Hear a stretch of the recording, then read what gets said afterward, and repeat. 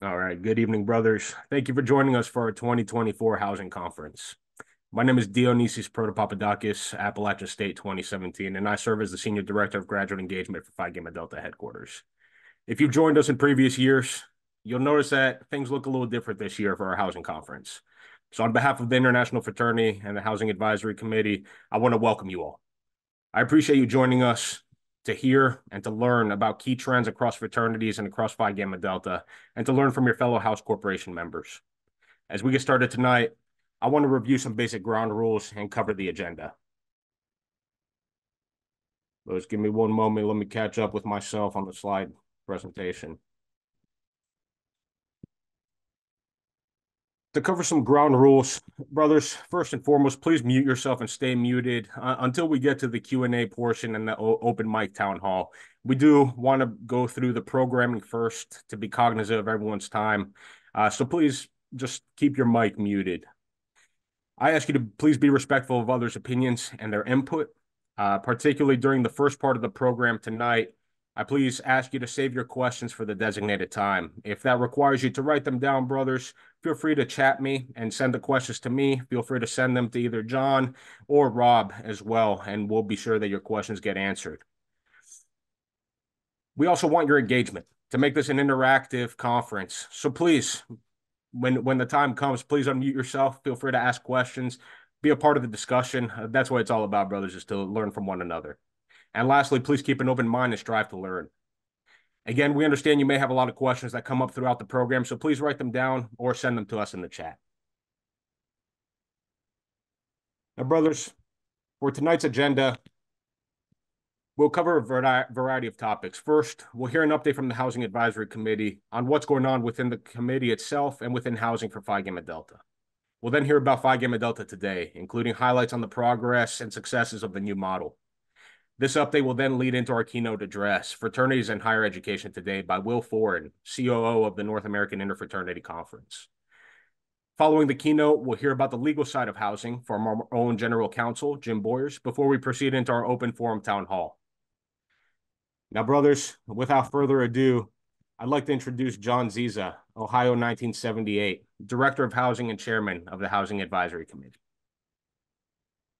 Thank you, Dio. Welcome, brothers, and thank you for attending our housing conference this evening. Also, thank you for the work that you do in your chapters and for what you do at Phi Gamma Delta. Next slide, Dio. So I'm going to talk a little bit about the Housing Advisory Committee. Our purpose is to promote competitive housing. We have 143 chapters of Phi Gamma Delta. 92 of those chapters have houses, roughly about 2/3. Where we have houses, we want those houses to be assets and to enhance the fraternity experience for our brothers. So it's important that our houses are competitive. We develop housing specific programming for our house corporations. We'll talk a little bit more about that later. And we provide support to house corporations and headquarters staff as needed. We serve at the pleasure of the archons. We make recommendations to them. They let us know what they'd like for us to complete. And our sole focus, as I said, is on house corporations. And I'll put a little caveat on that. We also focus on those groups who want to become house corporations. And that's a newer piece of work for us. The members of the Housing Advisory Committee are either current or past house corporation members and have very different skills in housing and make up a really great team. J.B. Gall from Nebraska, 2001. Tim Guessman, Ohio, 1981. Mark Krill, Florida, 1986. Kit McDonald, Hanover, 2007. Mark Wilkinson, Vermont, 1983, and myself make up the Housing Committee. Dio acts as our liaison to the headquarters staff and helps make sure that information is shared smoothly between headquarters and our committee. So the priorities, next slide, Dio. So the priorities for our committee include delivering the housing director training. We've been working on housing director documentation for the past year. We're just about ready to put a program together. And this summer, we expect to deliver the first house director training program for both house corporations and for house directors. So be looking for more information on that to come. The training will probably be delivered in the June-July timeframe. Next, as I mentioned earlier, we're also developing how to start a house corporation manual. If you can believe it, we don't really have a good document that helps those groups who want to get started building a house corporation to get started. So we're in the process of developing that, and we'll provide training on a case-by-case basis. As a part of Phi Gamma Delta's overall effort to upgrade the website, we're doing our part to update the content in the housing section of the Phi Gamma Delta website. So you'll be seeing updates coming in the coming months from us there. We've been working on developing house corporation standards. I see Dave Schreck's on the call. Dave has been kind of my mentor in this space. It's still work in progress, and we look forward to delivering those in the near term. This frustrates me. It's a lot of effort to get this put.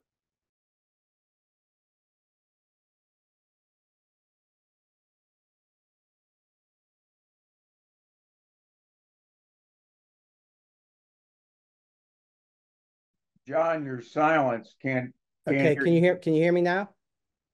Yes. Okay. Where did you lose me? Did you hear me talk about continuing to develop house corporation standards? Part of it. Part of it. I would just Okay, start so over it's an ongoing effort. Dave Schreck has actually been my mentor in this effort. The idea is to develop a set of standards across all the key elements for house corporations by which we can all abide by and live by, if you will.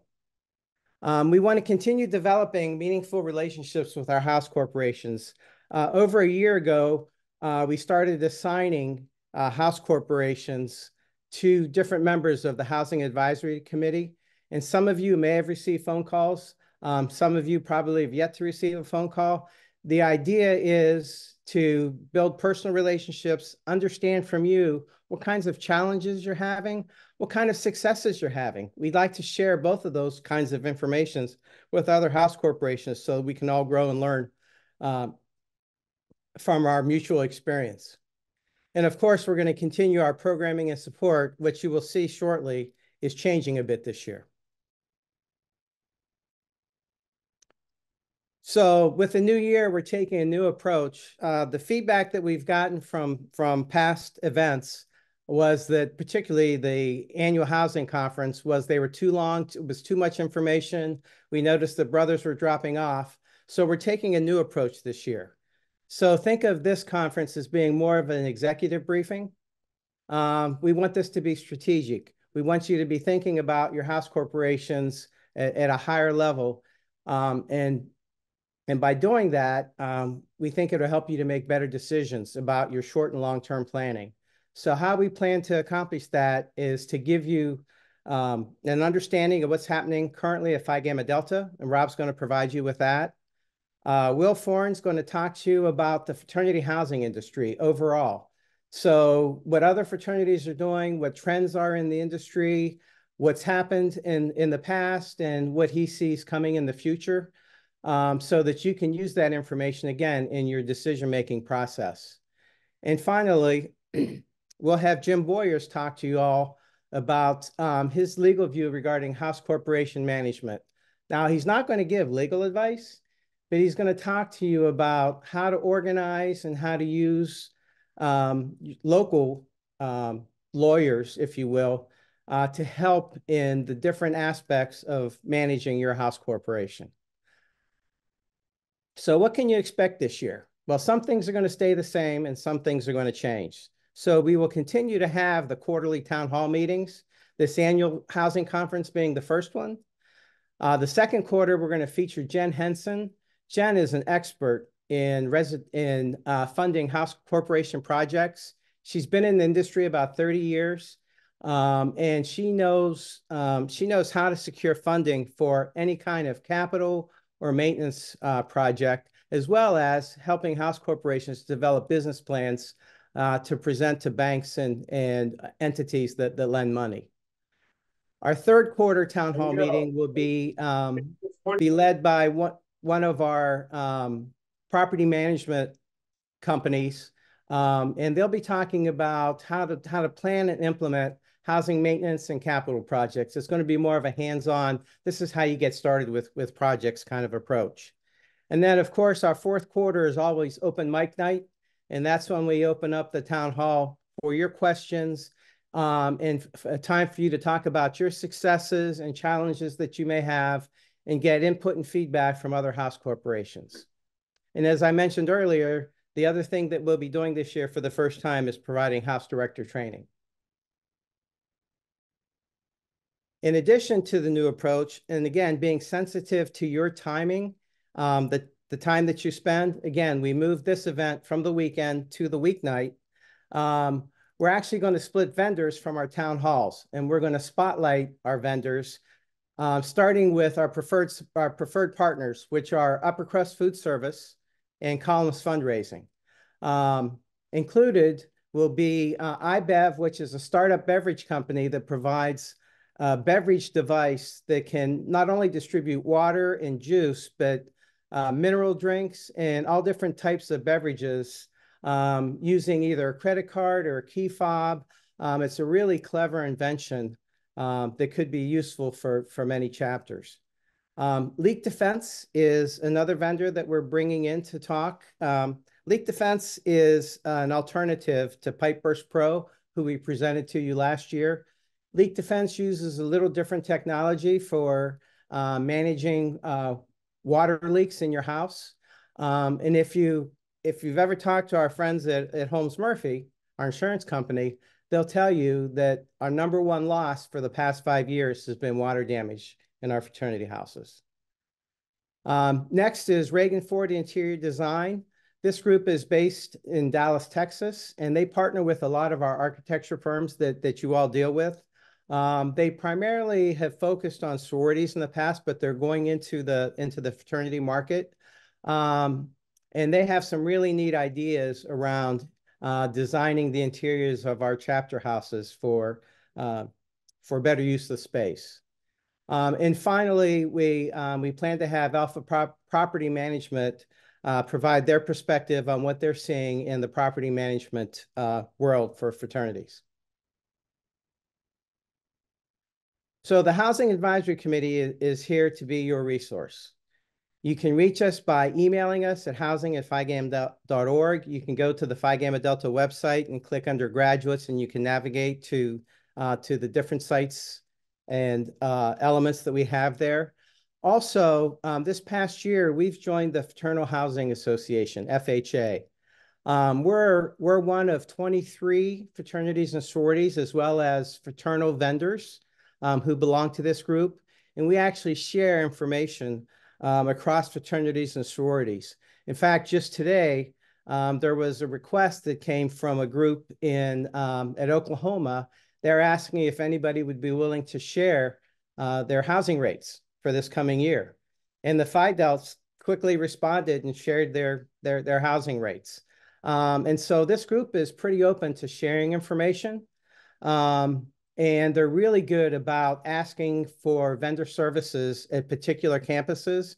So if you're having a particular problem on your campus and you need some help, send me a note and I'll share it with this group, and we'll see if we can't get you some help from some of the other fraternities and sororities who are on your campus. And finally, let us know how we can best help your house corporation. We're here for you. We want to be the first place you call when you have a problem.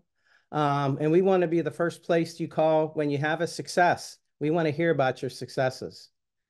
So once again, thank you for attending this evening. I hope you enjoyed this evening's presentation. I think it's going to be very informative and much shorter than previous events that we've had in the past. Thanks again, brothers. John, thank you. We look forward to what the Housing Advisory Committee does in the coming year. Now, brothers, as we continue our program, I'd like to introduce Executive Director Rob Caudill to give us a glimpse into Phi Gamma Delta today. Thank you, Dio. Brothers, good evening. And again, appreciate you all being here tonight. And more importantly, I appreciate the work that you do to support housing in Phi Gamma Delta. Your work is important, and we absolutely could not do it without you. It has been emphasized to me to be brief tonight, so I'm going to do my best. I will promise you that. But I do just want to share with you a brief update as to what's going on within the fraternity. What are some of the key factors that we're looking at, some of the key things that we're focusing on for the future. And I think primarily, as Dee alluded to in there, is what's happening with the new model. I think in this group, a good update as to what's happening with that one there. So as I get my screen situated here, first, I think just to give you a little bit of a highlight, I always like to start with by the numbers, right? What's going on by the numbers, some of the things that we might be intrigued by. Our current undergraduate count sits at roughly about 9,000 members. So if you think how that compares, that's not bad. That's overall not bad. Phi Gamma Delta's peak membership came about, what is that, 8 years ago, pushing about 12,000 members. Obviously, we are shy of that. But when you think about those 9,000 undergraduates comprised of 143 chapters today, at that same point back in 2018, we were on 167 campuses. So we've seen some attrition. We've certainly seen the impact of the pandemic and the post-pandemic world on top of some behavioral issues that I think we're all familiar with over the last several years. Phi Gamma Delta today also has about 138,000 living graduates. And in case you didn't know it, we passed a milestone a couple years ago, and we've now initiated more than 200,000 men into our fraternity over the last 175 years. So, coming up this year, we will celebrate 176 years. And brothers, that's nothing to sneeze at, at all. That's the sign of a strong and durable organization, and one that continues to focus on the future. And that's really where I'm excited to share with you tonight some of the things happening and some of the things that we're looking at going forward. Certainly, the new model is the piece that we're focusing on the most right now, because the new model to build courageous leaders really is focused on our future. We've taken a lot of inputs in around things going on around us, a lot of factors that are causing us concern, a lot of factors that give us where we see opportunity. And we've ultimately laid out this approach as really our path forward. The shifting in our joining process, in our recruitment practices, in our member development approaches really are coming along very nicely in order to best prepare us for what's ahead of us, and how we're going to continue to not just survive, but thrive in the long term. So I always like to start one of these with a little bit of the background as to how we got here, or what are some of the key factors that drove to the fraternity to make this decision and start to move this direction. And you're going to hear a lot more about this from our next speaker, who, by the way, Will is a guru here, and he's got a lot of great information to share with you. But there are several factors that we've been looking at as we're thinking about what's coming next. We know that, and I think we can all agree, that there has been significant change happening on college campuses recently, and especially in the last several years. We certainly know that student attitudes and preferences and expectations, they're all shifting, they're all changing. We're trying to keep up with that. But the other thing that we know and we've recognized and we knew has been coming for a while is that enrollment trends are significantly changes as well. This is due to some demographic shifts, some post-COVID impacts, and a lot of things that have been in the works for a while that in the course of the last 5 years have really escalated. But it's not a secret that male enrollment on college campuses has been on the decline for several years.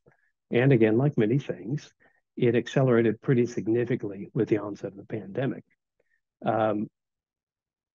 It's not the same everywhere, and I'm not going to steal Will's thunder, but I would just share with you that we do expect that decline to continue for the next decade or so. As we think about the impact of that with Phi Gamma Delta and the continuing impact of declining male enrollment in particular, it's important to think about, well, what are we missing? The broad number. Broadly, we say that around 10% of undergraduate men join fraternities. That's great. That's a good number. Here's my question. What about the other 90%, right? What about the other 90%? And if we can identify just the sliver of men in there, that really puts us in a really good position, really puts Phi Gamma Delta in a really good position from its membership standpoint. So when we ask the question, and some of the research that we have worked with our peers on, we ask the question about why are men not joining fraternities? There are some insightful responses to that. And it's not just anecdotal responses, it really is true research responses here. Broadly, we know that 35% of men consider joining, right? They consider joining. They say, I've thought about it and I think I want to, but ultimately I've chosen not. And when you dig into why that is, 35% of men don't join because of the perception that they have. When you understand that perception issue a little bit more, what they're really talking about is, I don't like what I see in terms of alcohol misuse, and I don't like what I see in terms of hazing, right? I don't want to be hazed. I don't want to be subject to that. Another 26% of men flat out don't join. They have no interest in joining because I don't want to be hazed. And so while we can say over and over, we don't haze, the reality is until we do something different, say something different, show something different, we're going to have a really hard time getting to some of those men who would be great fraternity men. They would be absolutely wonderful fraternity men, but they're not interested in the stereotypical experience that they believe that they see out there. The other part of it, which is intriguing to me, when you dig in a little bit more, this has been a little bit farther down the list. When you dig into some of the other side of the men who considered joining, there were 9% who say, I thought about it, but I didn't know where to sign up. I thought about it, but I didn't know where to sign up. So what that tells me is that we, the collective we've got a little bit of an issue in truly recruiting men. We've got a little bit of an issue in truly recruiting men instead of relying on them to come to us. And there are probably a lot of men out there who are in the same boat. And I think many of us could probably raise our hands. I'd be one of them to say, you know what, I never really even contemplated the fraternity experience very significantly until someone came and reached out to me and brought me in. And so that indicates a bigger gap on that front in my mind, right? So the other factor historically that I didn't quite say yet is that as we look at the numbers and we think about enrollment, what happens with declining enrollments and where's Phi Gamma Delta going to be? If you think about it historically, we've often measured retention as the number of men who initiate versus pledged. And historically, that number has been about 80%. It fluctuates quite a bit year over year, but historically it had been about 80%. What most brothers don't know, even those who are a little bit more in the know to that number, but what most brothers don't know is that historically, Phi Gamma Delta has lost more men between initiation and graduation than we have from pledging to initiation. So it's not just that we're maybe missing some opportunities in identifying some great fraternity men, but it's that we're missing some opportunities in keeping some good men engaged in our chapters. And all of these things went together to ultimately lead to the development of the key components of what we call the new model, right?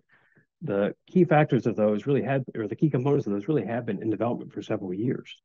But I think as many in this group are aware, things started to shift on us. The ground started to change. And we saw the need to make some changes much more quickly. And so thus at the 2022 Ecclesia, that body voted to amend the laws of the fraternity to allow the new model to take hold, which allowed the joining without pledging. And it gave us about a 2-year implementation window. So again, I want to emphasize those pieces, those parts, those key components were in development for quite some time. And our intention was to roll this out a little bit more slowly. But there were some other factors in play, which ultimately led us to need to make a quicker decision and move along with a quicker window. So what is the new model? The new model is quite simply a modern approach to joining. But the interesting thing is it has some significant ties back to our first 75 years, right? Oftentimes, the elimination of pledging is the focus. But the truth is that the elimination of pledging is really just the catalyst for the key components, the catalyst for the other things that need to happen to make the new model effective. The catalyst for a true values-based approach in recruitment, where we seek to find the men that we want to join and invite them to join us instead of seeing who comes to us and weeding them out later, right? So the growth system is that continuous, that modern, that values-based system with a lot of tools and a lot of bells and whistles that I'm not even sure I fully understand yet, but with all the pieces there that help our chapters really do a better job recruiting in the first place, so that we can feel much more confident, much more comfortable, very proud of the men who join our chapters. I want to be very clear. The new model and the growth under the new model, recruitment of the new model is not an extension of formal recruitment, right? Absolutely. I don't believe you should initiate a man, invite him to join if you've only known him for 24 or 48 hours. That's not the intention. The intention is to do that vetting at the onset, do that vetting in the recruitment phase, and not invite him to join until we're comfortable doing so. The other component is the member development side of it. The things that we do to help keep our brothers engaged in our chapters, to help make them better men. And all this ultimately by working to do a better job of giving undergraduates what they need when they need it, we start to take away some of the factors of our retention problem. We start to eliminate some of the concerns that we have in what I like to call a subscription-based society, where particularly a young man is used to just turning things off and on as he sees fit.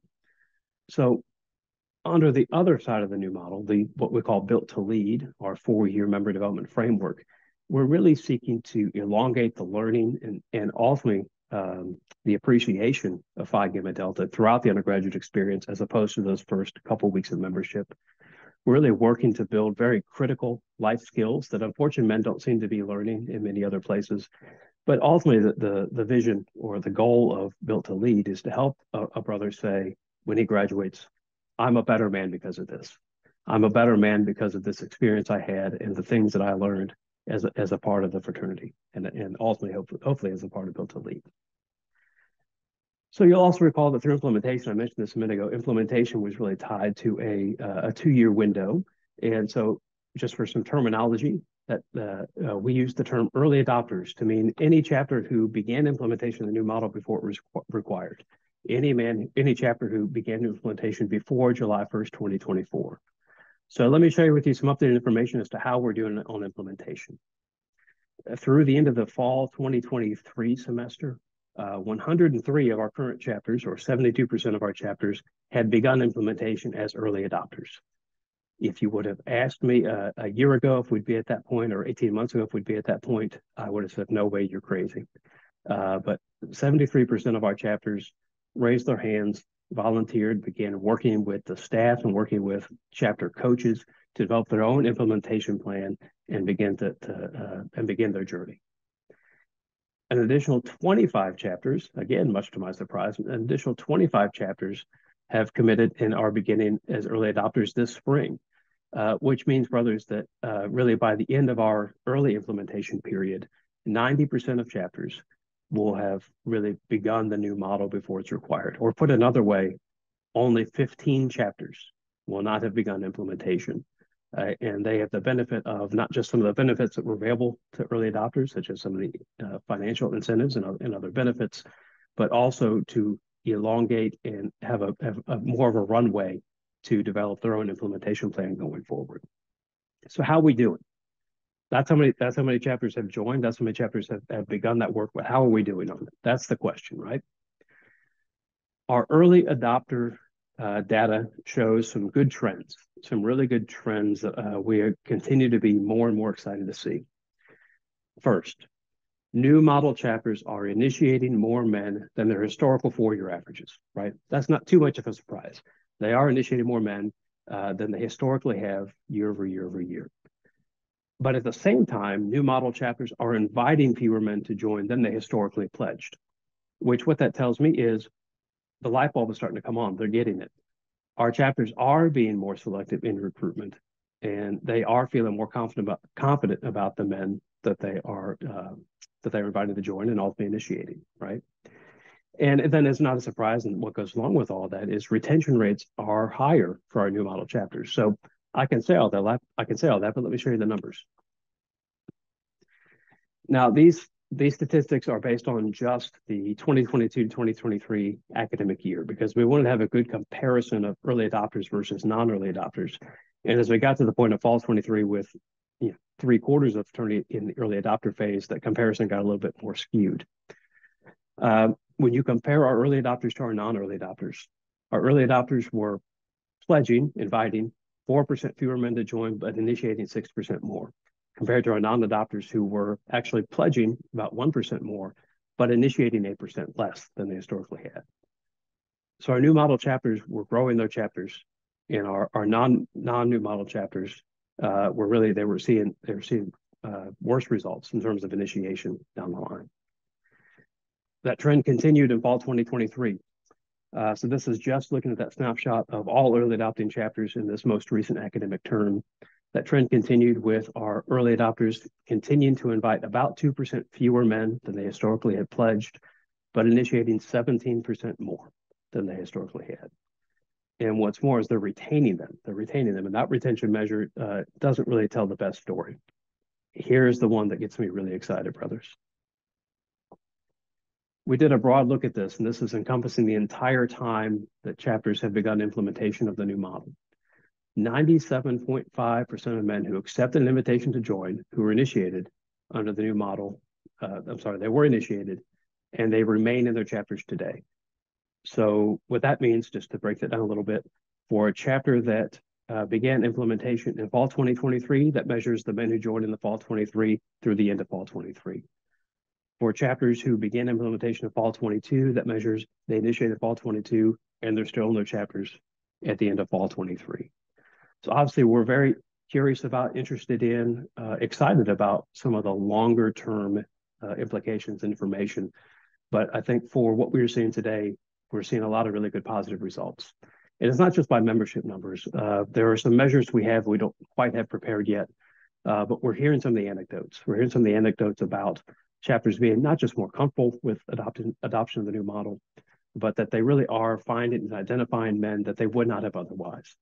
And that the men who are joining really do seem to be more engaged in their chapters. They seem to be ready to start right at the onset, which really plays into the retention factor as well. So what's next? Well, as a reminder, all chapters will be required to implement a no pledging joining model by July 1 of this year. And what that also means is that all chapters are going to continue to be supported, right? Our 15 chapters who have not yet committed, or they're not going to implement until they're required in the fall of 24, they're going to receive the same level of coaching and support beginning mid-spring that they would have as early adopters, but they're just not going to see all the benefits that they would have otherwise.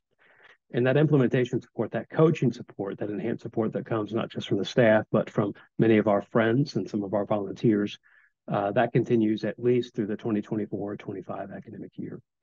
And so, brothers, I say that and I bring that to you because we realize that it will be some time. It will take us some time before the new model fully takes hold. We're seeing some early wins. We're seeing some good results. We're seeing some places where we need to shuffle a little bit. The feedback from early adopters has been helpful to identify some areas where we need to do some tweaking in order to put a best plan forward for everybody. But it really will be a decade or so before we really see the full vision of the new model take hold. The truth, organizational change takes time. And if you look at the speed of which Phi Gamma Delta has been implementing this through an organizational change lens, we're going at breakneck speed. So we're going to have some good wins, we're going to have some setbacks, but all in all, we have to recognize that the change does take time. As it takes hold, we'll see more successes, and we're going to continue to support our chapters to ultimately best position Phi Gamma Delta for the future.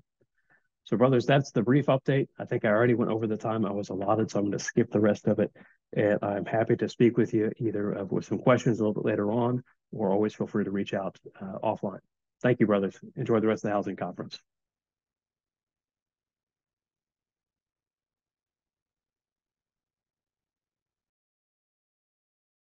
All right, brothers. Rob, thank you. The future's bright for our great fraternity, and I think it's a great sign, so thank you for that update. Now, brothers, that was a lot of information. Again, if questions do come up, please feel free to chat them to us or write them down so we can answer them at the end of the program session. Now, brothers, what's happening at Phi Gamma Delta is just a small part of the bigger picture. I'm excited to introduce tonight's keynote speaker, Will Foran, Chief Operating Officer of the North American Interfraternity Conference, who'll be speaking on fraternities and higher education today. Will, the floor is yours. Thank you, Dio, and gentlemen, it's a pleasure to be with you this evening, and looking forward to spend some time together focusing on what we're seeing in fraternities and higher education today. As Dio said, I've Chief Operating Officer at the North American Infantry Conference.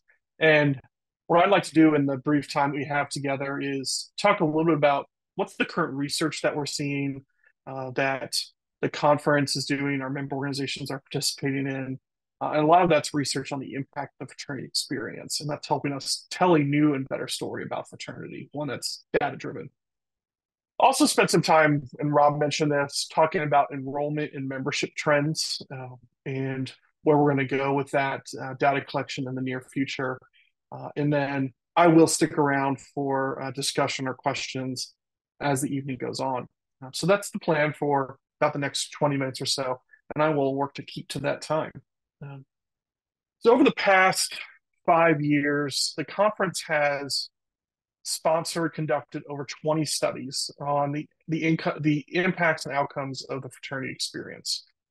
And I will share a link to this slide deck at the end of our time here that has links to all of these studies. But really, these 20 studies show that fraternity men have lower levels of anxiety and depression. They have more positive mental health than their non-fraternity member peers.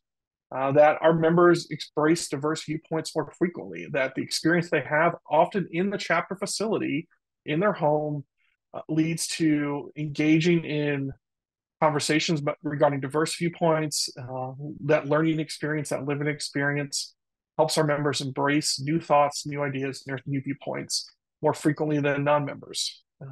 Our members excel in collaborative learning, and they learn more during the first year than non-members. There's our argument against deferred recruitment.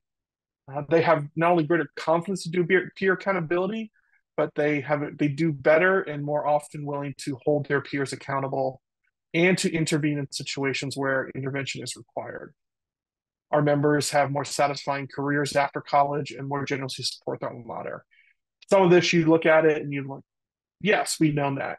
Well, now we actually do know it, and we're able to back it up with data, and we're using this data to make the case for fraternities with higher education thought leaders via a monthly newsletter that we started sending this year to university presidents, board of trustees members, higher education leaders, athletic directors, enrollment officers, those individuals who are in positions of influence and power to, as we talk about some of this data that's showing how men's enrollment is struggling in many campuses, we believe fraternity is the answer for a lot of reasons, starting with these 7 bullet points here.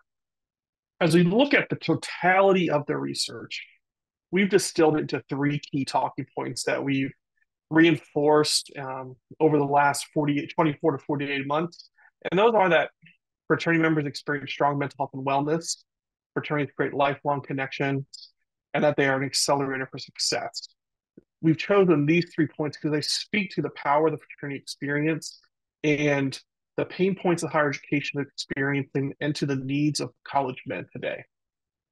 And we've done that via this is a printed brochure that we've given to member organizations along with toolkits so they can put in their own magazines to tell the story to alumni, Phi Gamma Delta being one of them, as well as we've sent this, put it on the desk of university presidents and board of trustees members, and in many cases identified individuals who have personal relationships can take this and have a conversation with university presidents about the power of fraternities and how they are a solution to the challenges college men are experiencing today.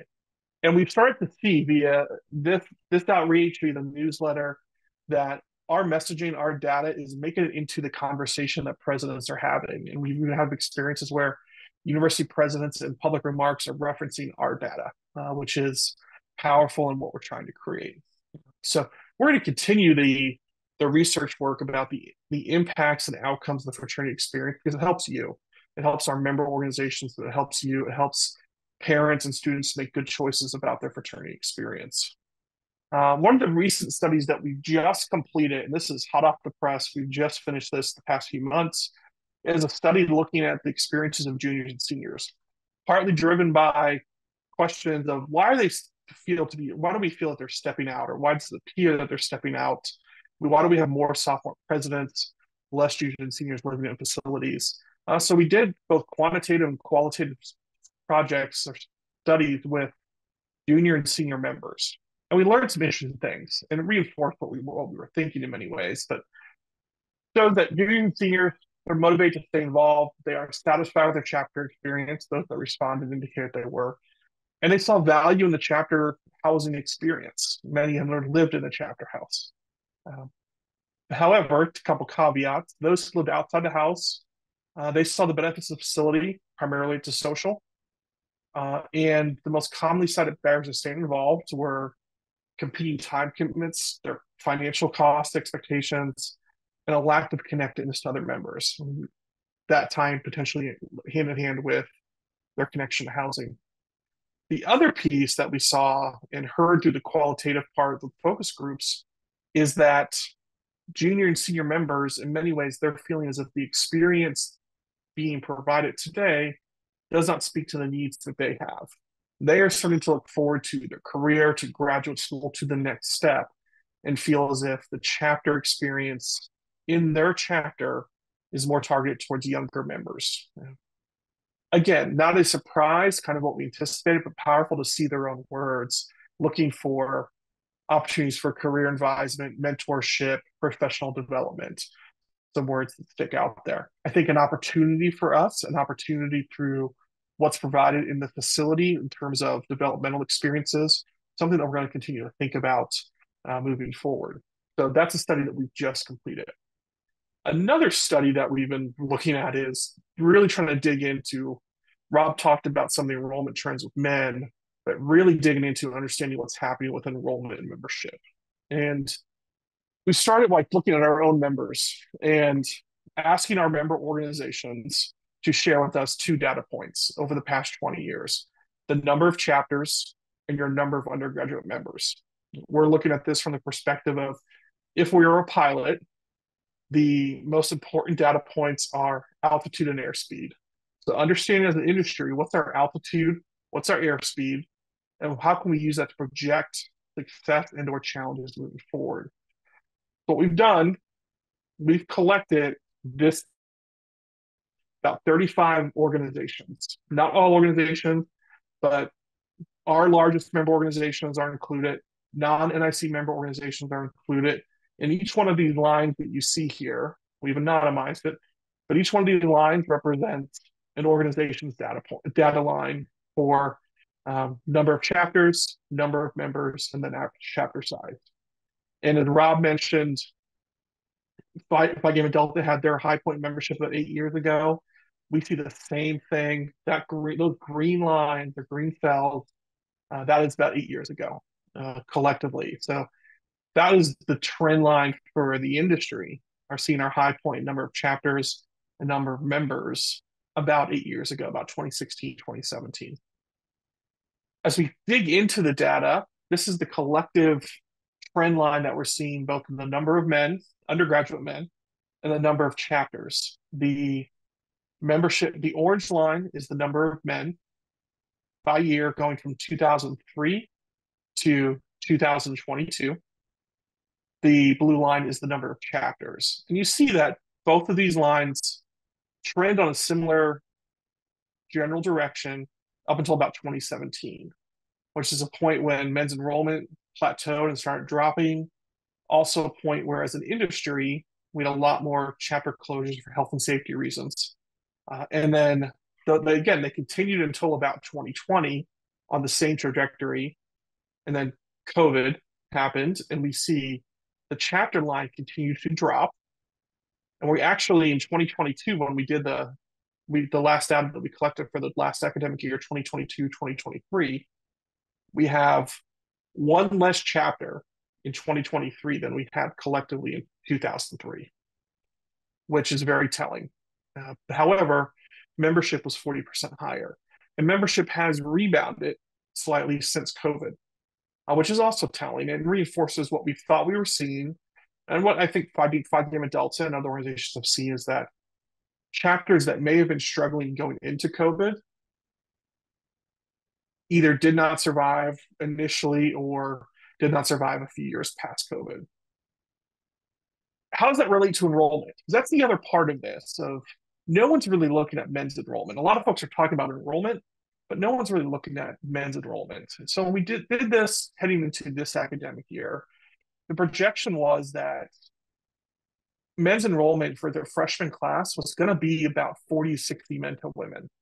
And that's about what it turned out. It was 41-59 if we round up, but it was very close to 40, 60 men to women for the freshman class. That is an exact flip of what it was in 1972 when Title IX was passed. In 1972, it was 60-40 men to women. We work with about 600 campuses that have fraternity chapters on them. And of those 600 campuses, we break them into what we call our top 200 as a focal point. And those are the Power 5 conference campuses. Those are also your larger, MAC schools, pretty much campuses that have 10 chapters or more in their IFC. Their men's enrollment for the last 5 years, and we pull this data from the government, so it's apples to apples comparison. That's what colleges and universities must report to the Department of Ed via what's called the common data set. So they've not even shared, the Department of Ed has not even shared fall 22 numbers yet, so there's a lag. Government efficiency for you, shouldn't surprise any of us. But for those top 200 campuses, men's enrollment was down 3% over 5 years.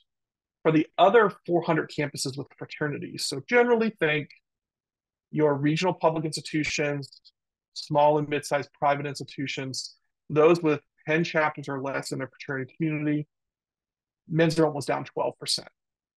Some of it follows population migrations. I'm going to show you some states in a minute.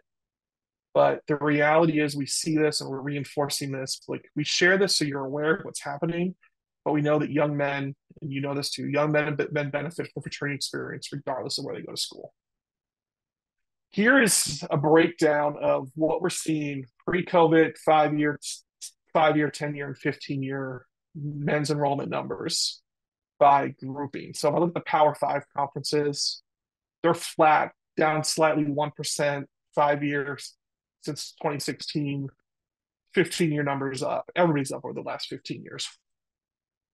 But when we look outside of those top 200 schools, down here in the bottom half, in the red, you see some significant drops over the last 5 years. And the 5-year number is the key number that we're looking at, because it captures pre-COVID, and then where are we coming out of COVID. But let's look at some states. And these are the 5-year men's undergraduate enrollment. So men's FTE, undergraduate. Florida, Sun Belt. You see what's happening here. University of Tampa up significantly over 5 years. South Florida, Central Florida up. Central Florida is one of the largest growing campuses in the country over the past 30 years. But University of Florida, flat down a little bit. There's several reasons why there, but Florida Atlantic, West Florida, more the regional schools, 8 and 10%. Texas tells a similar story. TCU, turns out your football team gets good, you go to the national championship, you get a nice bump in enrollment. Same with A&M, you go to the SEC. UT Austin down 6%. That a lot of is playing into that with scholarships to UT Austin and some of the high school promise scholarships that exist in Texas. But Sam Houston, Texas State down 7 or 11%. Texas State surprised us, honestly, as a Hispanic serving institution in Texas to see such a drop there. But that's a harbinger of what we see in other states. Illinois, University of Illinois, Urbana-Champaign, flat up 1%. Northwestern, DePaul, down a little. Then we look at like Illinois State, SIU, Carbondale, Western Illinois, specifically SIU and Western, 32 and 40% drops over 5 years.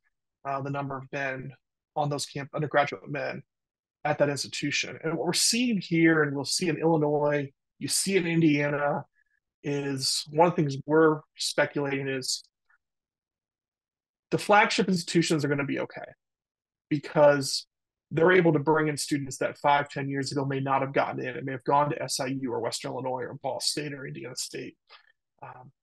It is the regional publics that are struggling and are going to struggle for probably the next 10 years. Purdue, you want to ask what's happening at Purdue? Purdue has frozen tuition for 12 years.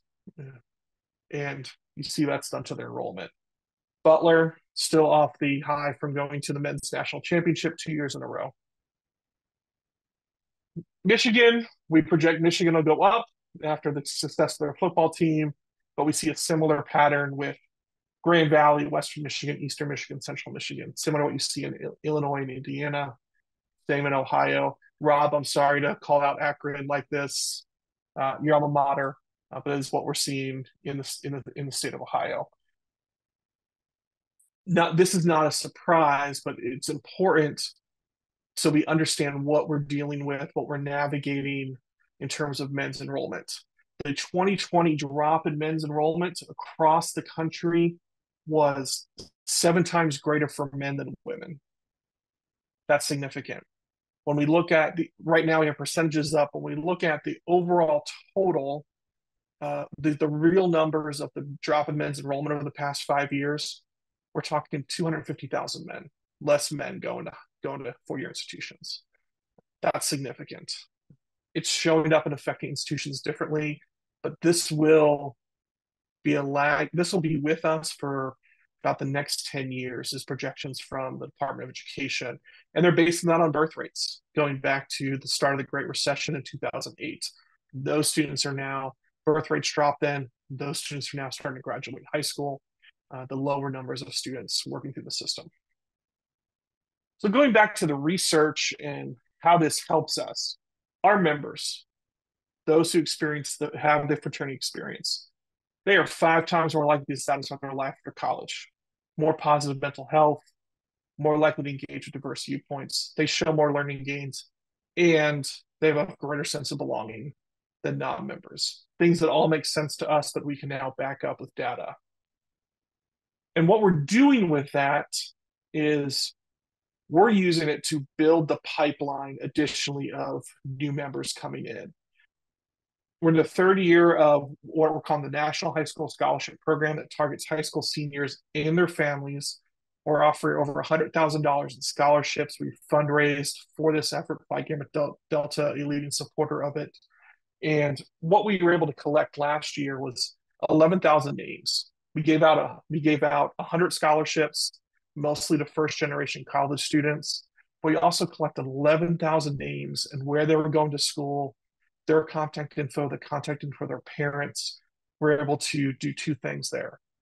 Share with them this positive story of fraternity, get them more interested in fraternity, address some of those concerns with the students and their families, as well as share those names with you, with the national organizations, to say, here are these men, here's where they've said they're going to school. They've expressed an interest in fraternity. Please contact them. You share with your chapters so you can contact them. We're trying to grow and fill in the pipeline.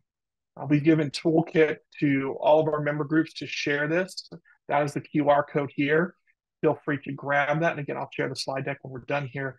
But feel free to grab that. And if you are connected with any high school youth organization in your local community, share this opportunity with those that are graduating high school this year.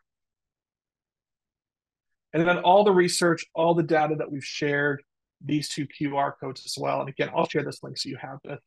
But all the research, all the data, all of the brochure that we shared, it's all public. We're not hiding any of it because we want to tell this story in a way that helps you do your job, better understand what's happening in the industry, better support your teams, better support your chapters.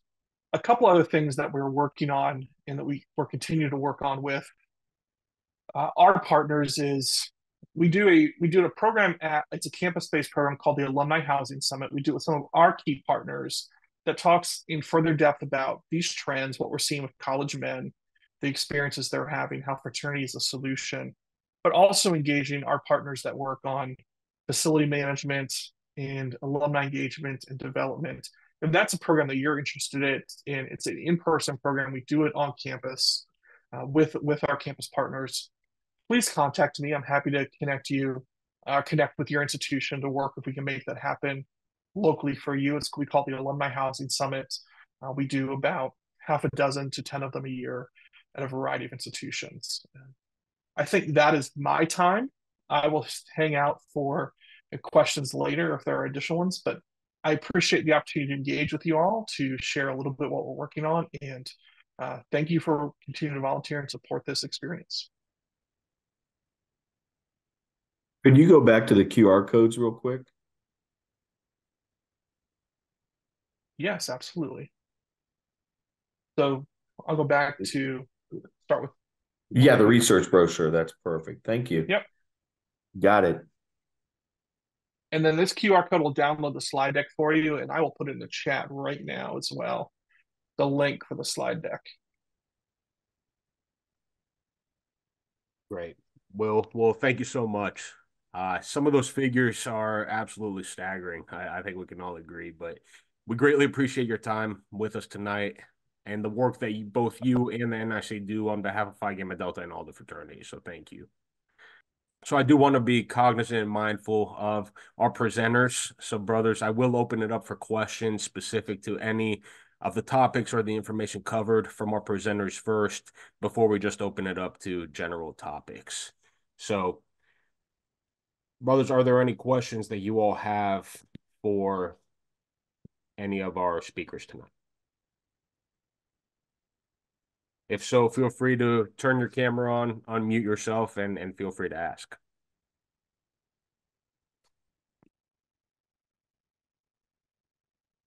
I've got a question for you. It may be too early to tell with the new model initiative at this point, but from a housing corporation, have we noticed any changes in residency take-up rates among newer recruits with our new members with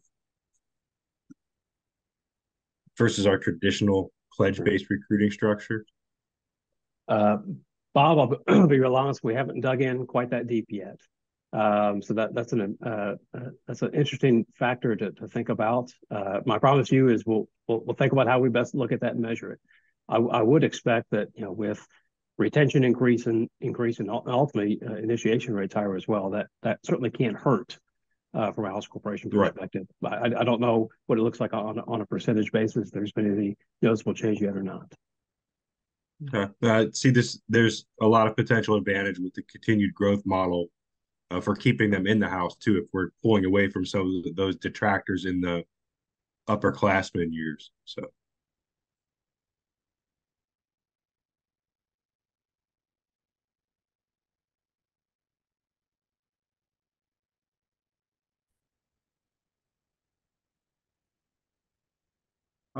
I'd like to say that that's a great presentation that you guys have given.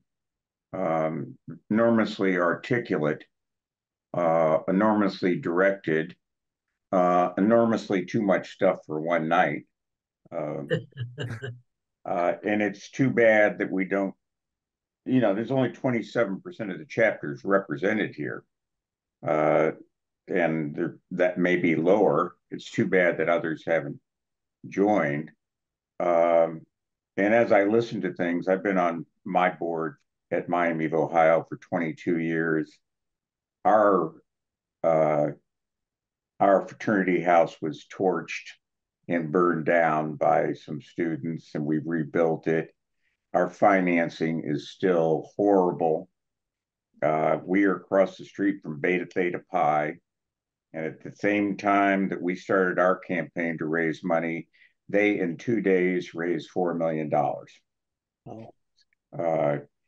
We have a tough time balancing revenues from rentals and keeping kids in the house and going to 2-year contracts and so forth. So we're desperately fighting, and we don't have a college that's supporting us at all. But I think the direction, Rob, that you're moving things in is fantastic. John's doing a great job on House Corporation. And I loved listening to the NIC presentation because those statistics are very important to us. But I'd give most of you at least an A tonight. But that's also, having graduated in 1969, an A tonight would have been a C back in 1969. Always the caveat, Dick. That's right. But thank you. I just want to echo what the previous speaker had just said. I think there was so much information here that was probably missed because a lot of people heard the title Housing Corporation meeting and maybe assumed it had much more to do with this very specific subset of topics. What was really said tonight was a very general overview of the health of a fraternity system overall. Probably not just Phi Gamma Delta, but all fraternities in general. And that information is pretty vital to get out to the rest of the alumni who serve on boards so they get a better appreciation of how things are moving and why. Everything from the need to have lawyers on our hires list to all the things we talked about decreasing population. I'm a product of the early 70s, and that's when men outnumbered women quite a bit, and now that has totally flipped around and explains some of the difficulties how chapters are having. So I think all the information that was said, including what you told us in very general terms, Rob, was very important to get out to people in a way that they'll be able to digest. This maybe wasn't that long, maybe just about an hour. And I don't think that's too long for people to sit and try to absorb this information. So that's really all I had to say. Hi, this is Brian Dale. I'm with the BCA at Boise State University, the Beta Psi chapter. We're very new, well, 7 years, and our membership has risen all the way to 80, which on our campus is starting to be in the top half of numbers. We have a campus that only has one fraternity that has some nominal on-campus space. Of course, it's the Sigma Chi's. And we have two sororities, one that has an on-campus presence adjacent to that Sigma Chi presence, and one that has a house off campus that they've had for a quarter century. I think that we're on the precipice of houses looking for something more stable and something they can call their own. And so we're trying to get at the front of that. We have a particular property in mind we'd love to nail down. It's 8/10 of an acre in an area where you don't get 8/10 of an acre.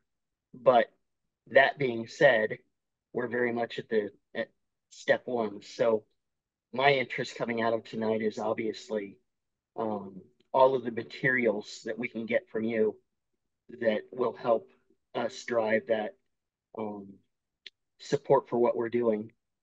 I will say at the state level that we're lucky. We have Mu Iota, a 100-year house up at the University of Idaho, and a number of members here are supporting us from their house.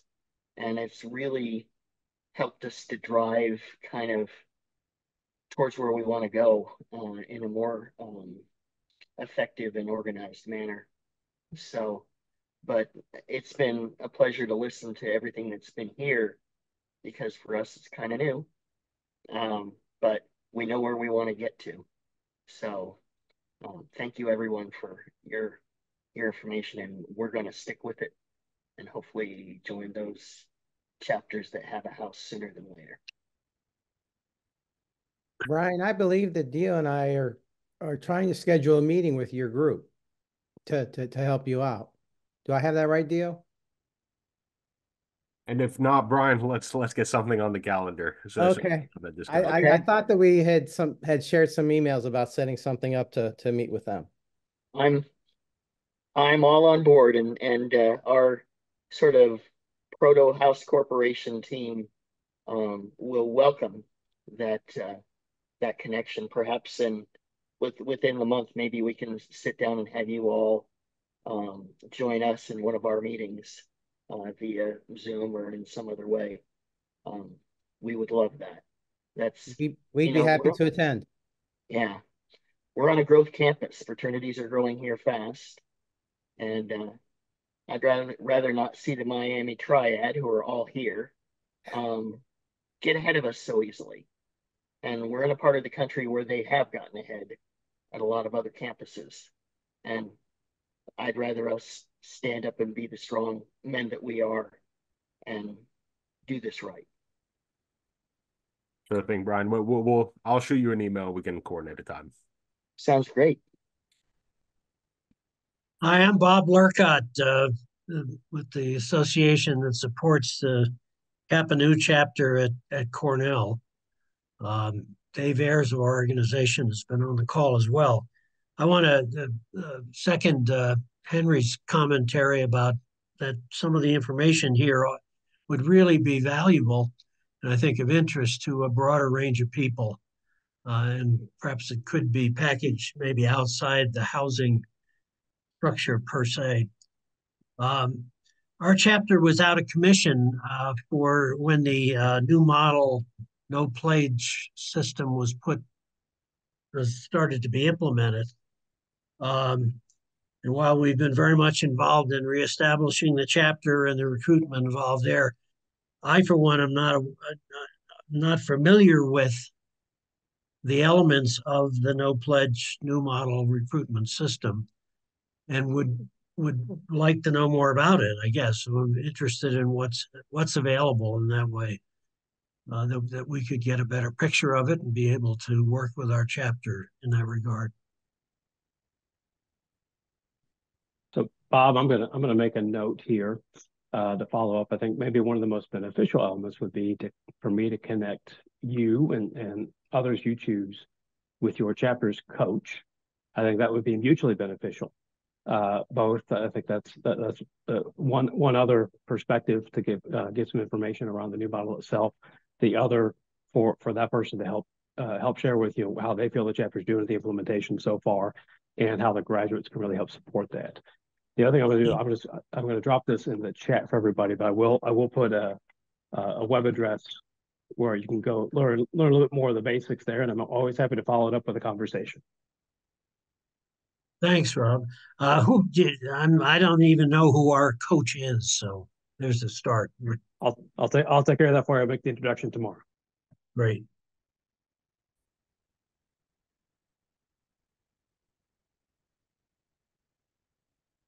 Hello, this is Rob Fagerberg at the University of Florida Upsilon Phi chapter, and we don't currently have an active chapter. And first of all, I'd like to thank Rob Caudle for joining us last weekend for our pig dinner. We had a wonderful time.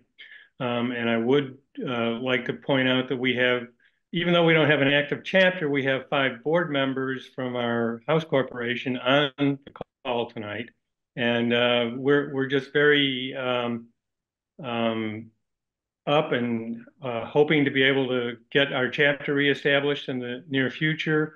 And if anyone can offer any support down the road for us, we surely appreciate that. That's really all I have to mention. Thank you.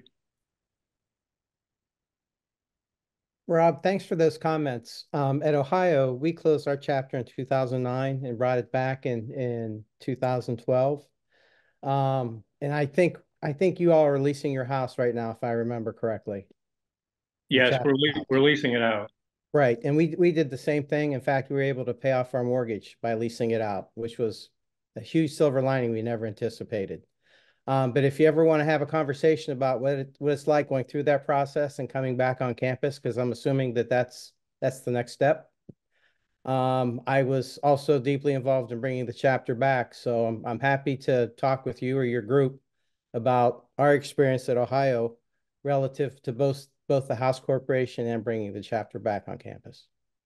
I really appreciate that, John. We've had some experience with this. This is our 3rd iteration. Oh, you're experts. Yeah, we're well, apparently not. But we're working on looking at doing this a different way this time. We'll have the new model going forward, so there'll be a lot of different things going forward for us. So I appreciate that support. Thank you. Certainly.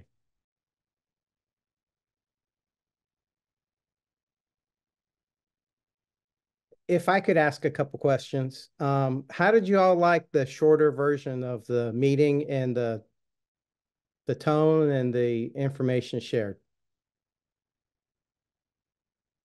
Positive? Okay. What other pieces of data or topics would you like to see discussed in either an annual event or in a town hall event.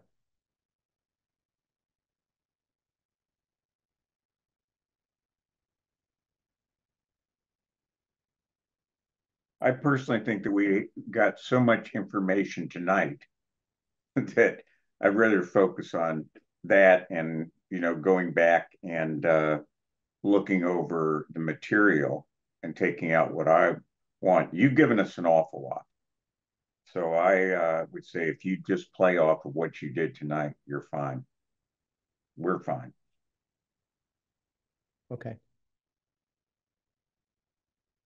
John. Hey, John, this is Jeff Mongan. Thank you for all you're doing, all the presenters tonight. This was fantastic. Maybe at a future session, sharing of best practices, things that are working. A lot of times on these calls, we tend to focus on what's broken or what's not working or what needs to be fixed, but there's a lot of successes that are happening across a variety of chapters. We certainly are having some great successes at Upsilon Alpha, University of Arizona, and be happy to share those in a future session. So thank you. Well, thank you. John, Mark Wilkeson, Vermont 83. Congratulations to you and Dio and Rob Cadill. Thanks for great presentations tonight. I've attended multiple housing conferences, and I think by far this is the best. I would direct this comment to Rob. There was so much outstanding information presented tonight, as several other attendees have already said. Rob, I'm talking out loud. I'm wondering if there is an opportunity to do this for our fraternity at large. And I believe it was Dick Hutchinson that might have said, this was billed as the housing conference, but really it was so much more. This is great stuff that our chapter leaders, undergraduate and graduates, need to know. It's uplifting, and it proves the new model's working and what Phi Gamma Delta is doing is right. So I don't want to task you with more work to do, but I think I just did. Well, actually, Mark, you're going to task DO, right? No, I think Mark, I appreciate that point. I think maybe it's just a good opportunity just to help us share this as well. We do already have calendared a few similar updates, broader updates, really focused around new model and just fraternity strategic initiatives. And we had segmented those out just because sometimes the huge group is a little bit difficult to work with. So there is one plan for that will be invitation sent to all advisors for legionaries, BCA members, section leaders. I believe House Corporation members will be a part of that as well. The next one of those will be targeted sometime later this month. Dio might actually be able to pull up the calendar date. We'll do a similar update targeted towards the foundation donors, keeping them in the know. So we're taking some of those steps with some kind of smaller pockets, but your point is well received about maybe thinking about how we open the floodgates just a little bit more there. Yeah, and I was remiss in not complimenting Will also on his NIC presentation. Will, I've heard your comments before at NIC conferences, and they continue to resonate. And I think it just puts in perspective that Phi Gamma Delta is one of many in something that is much bigger.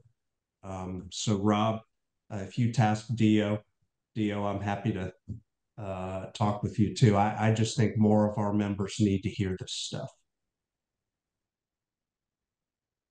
And brothers, the date on that is February 21st. I'll actually drop the registration link in the chat just so you all have it ahead of most. But we will be sending broad mass messages coming up in the coming weeks. So a lot more to come.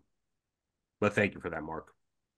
And as well, this session is being recorded, and we'll post it up on the website. We'll make mention of it in our next housing newsletter. And please share what you learned tonight with others that you think may be interested, and we can point everyone to the link. If they look at our newsletter or if they go to our section on the website, those are a couple places. And depending on where we go from here, it might get bigger than that. I don't know.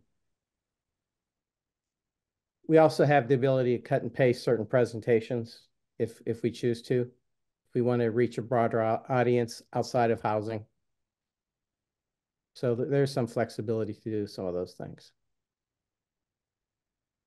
Another question I have for this group, and I know I'm kind of preaching to the choir, one of the challenges we've had over the last, at least the number of years I've been involved, is getting house corporations engaged in the work that we do and building that relationship. What kinds of things can you share with me that you think we can do differently to help bring in those house corporations who have been, to this point, reluctant to participate in these kinds of events?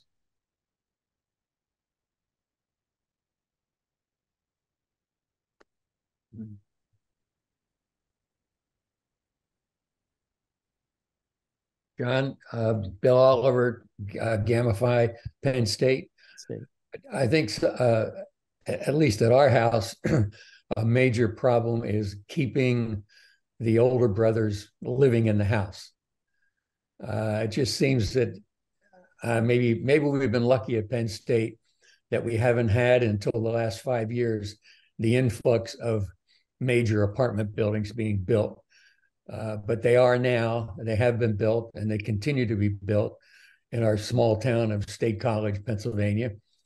And evidently the students, the men up there, their parents have too much money and they get them to move out into an apartment where they don't have a food service plan. They have more freedom to live by themselves or with a group of guys, but it just really depletes the number of men living in the house, which only means to us that we have to keep raising our rent to the chapter. The chapter has to keep raising their rent to the members who live in the house. We do charge those people, the members living out of the house, but it's one heck of a problem collecting that money.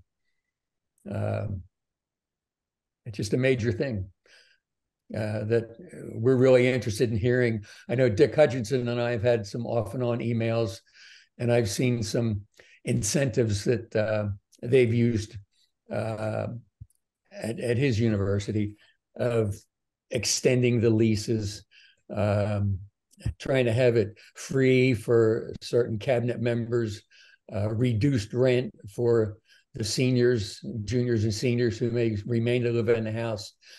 And I think it's a great idea, and it's something I'm going to be doing, is sending a letter to the parents that know that things like that will be available to them as long as I can convince our other housing corporation members to go along with it.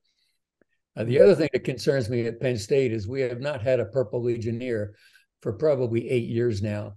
And now we don't have a section leader either. And consequently, it kind of throws back on myself and a couple other members of my committee, getting in the middle of trying to advise the chapter of certain things to do and not to do, which I know we've tried to stay away from. And the best way to run a house corporation is to stay out of chapter affairs. But we have a tough time getting volunteers. I wish we didn't, but we do. Mm-hmm. So that's my 2 cents. And thanks for the meeting. I'll repeat what everybody else said. An awful lot of information. It looks like Rob and Dio, though, are they gonna be in a Civil War reenactment with the hair face or the facial hair? Kind of looks like a little duo there. But you guys do a great job. Thanks. And John, I'm really proud of you and everybody on your committee. It's something that's ongoing, and it's really important for not only us that are here tonight, but a lot of other House Corporation members that aren't here and don't participate. And if we can get it out to them, more power to them. Thank you. Thank you. Bill, I'm interested in your statement that you have an out-of-house, what we call an empty bed fee, but it's difficult to collect. We have experienced the same thing, as John knows, at Ohio. I'm curious, what is your empty bed fee per semester? What do you try to collect from these outside housing members? Right now, it's $850 plus $150 security deposit, because I know they come to the house, I know they socialize. And we do offer, some of them do buy into our food plan too. Our house is right at the main entrance of the university, very easy to get to all the classes and so forth. So sometimes those that live in apartments come over and stay over, go to class, come back to the house and participate in our meal plan. But some of the kids that don't pay, we use Omega-5 to collect the bills. We've sent some to collections, and that kind of gets the parents up in arms, but it's just something we have to do. We keep trying to work with the treasurer of the chapter to use business sense when it comes down to money, so that they can live and pay their bills. But that's what we charge now. Thank you.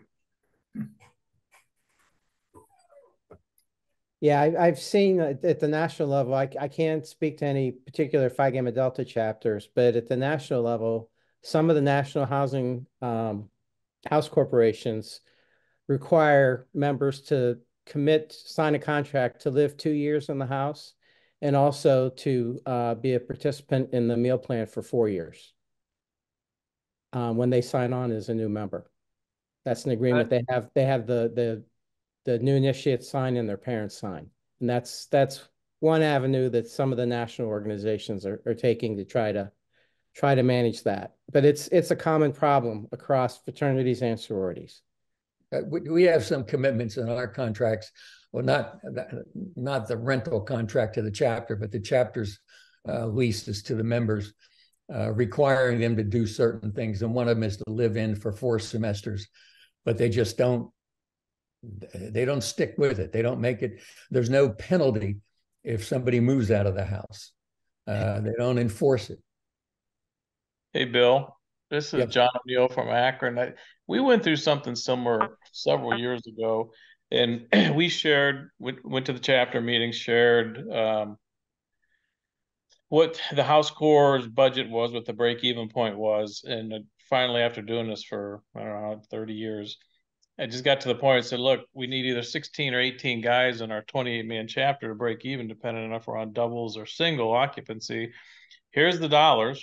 If you don't meet the dollars, then you as the treasurer are going to give me the difference in dollars. And it's between, could be $1,000, could be $6,000.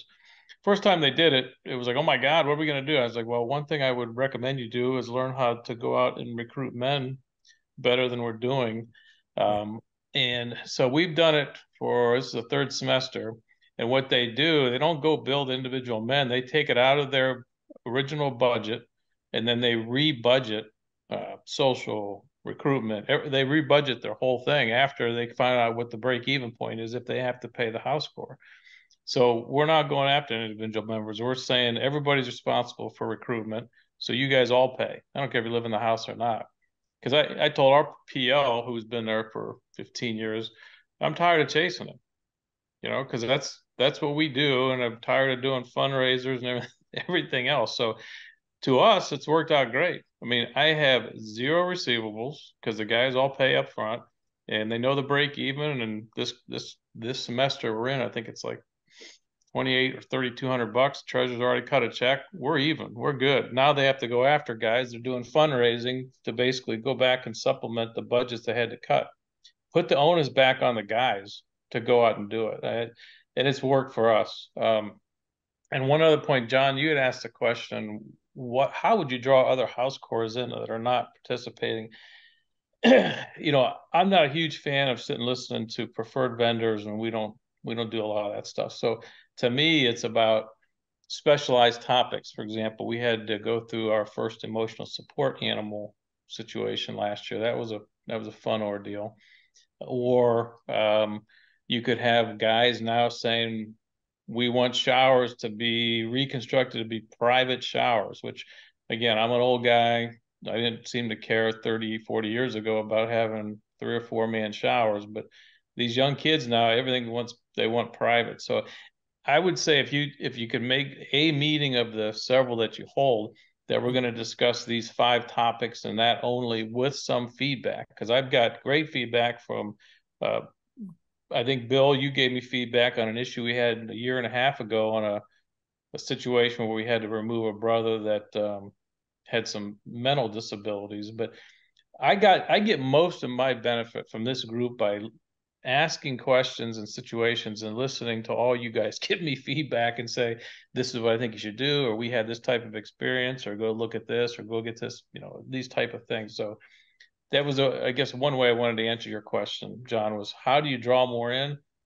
Make it so it's relevant to what guys like us are dealing with all the time. Well, thank you. That's actually the intent of splitting up the focused town halls on specific topics, and then having the vendor spotlights that are, if you want to say, are optional. If you have an interest in that particular product, then you hop on. If not, don't worry about it. We're trying to decouple a lot of the things we used to keep together to minimize the time you all spend with us and to provide you with the most information in the best way that we can. That sounds great. Thank you. So Hey, Bill Oliver, this is Dave Schreck, Kansas State 69. I may be as old as you are. I don't know. Not quite, Dave. 67. Okay, all right. I'm a member of the section leader executive committee, and I've been tasked to find a suitable section leader for your section. I would really love it if you would go onto LinkedIn and look up Dave Schreck. Schreck spelled SCH, not like the movie. But I would really like to talk with you, because without a section leader, without a PL, and I'm not sure what your field secretary reports look like, but it's going to be tough for you to move ahead. And I've gone through many of these things in my section, and I think John will agree that I might be able to assist you. So please reach out to me so we can connect. Well, let me do this. I'll send an email I have both of your email addresses. I'll send an email to both of you to connect you. All right. And I'll give you a call, Bill. Brothers, other questions, comments, or concerns?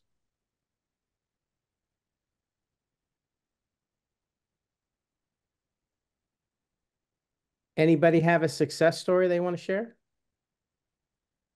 Yeah, well, I'll tell you something. We have a slate roof on our house. And I kept telling the people on my committee that as soon as I get that roof replaced, I'm retiring. I've been doing this a long time. But I was just told by a roofer, and I've yet to find out how qualified he is with slate, but he was up there because we had a leak. And he said if we replace some valleys and some chimney flashing, our slate would be good for another 30 years. And it's been there. It's been there since 1933. So I want to meet that guy and pat him on the back. Except I'm not going to be around for another 30 years. Understood. Understood. John, I'll mention that about 5 years ago, the undergrads came to us with a need, a capital project suggestion. And we said, well, we'll partner with you on that cost. And that started. And now we've built a tradition over the last 5 years where each class basically has a project and they share the cost with us. And it's been a neat tradition to start, because the guys are seeing the need to invest in the house. And it also makes it easier for us to go to grads to write the other half of the cost or something else. And it's a cool tradition, and the guys have really bought into that, and they're excited about it. Our house is approaching 20 years old, so it's got all those things that need to start to be replaced. And last year we replaced the sun deck up on the roof. Beautiful space, turned out great. And the guys put in $18,000 from their budget towards that. project. And it was just really cool to see how the guys are partnering with us. That is a wonderful story. Thank you for sharing that, Jeff. I have one success story. We moved into our new house in March of last year, 14,500 square feet. To do that, we had to tear down a 123-year-old facility that was built specifically for Phi Gamma Delta fraternity, and occupied in 1899. And we're very happy to tell you that we have about 35 people living in the house, and we're paying our bills. Costs us a fortune, but we're paying it off. And I think that's about as good success as you can get these days. Sure. But Henry, don't you guys have a really wonderful relationship with your host university too? Don't you? So I'm a trustee emeritus of the school, and I went to the school to talk about them co-signing a loan for us, given that we are probably the closest fraternity to the campus, and they jumped at the idea. It wasn't all through their heart. It was more of a financial agreement that they understood that should we somehow default, that the school would inherit the best piece of real estate they could possibly have. But I think my relationship with the school and explaining our role with the school, having been there for so long, made a big difference in that regard. Wonderful. Wonderful. Henry, with a new house, you have individual showers or gang showers? So we originally designed in gang showers, and the guys came back to us and said they wanted individual showers. So we provided individual showers. Interesting. And we air condition the house fully, except for the basement, and have an elevator in it because it was code. Full safety requirements that exceeded anything we had before. We do have a security system that I recognize some thoughts of concerns with that, but it's really just an exterior thing, just to see who's on our porch and making sure things are reasonably in good shape on the exterior of the house. So a lot of good things came of it. I'm concerned that each group will have and share the same concern of keeping it that way for the next 50 years, like the house was. Honestly, in the last 10 to 15 years before we tore it down, we were in trouble. We were in a lot of trouble. House was deteriorating, populations were decreasing, and the more the house got run down, the more it seemed to get beat up. So if you don't keep your house up, it's kind of a cascade to all sorts of issues. Thanks for sharing that.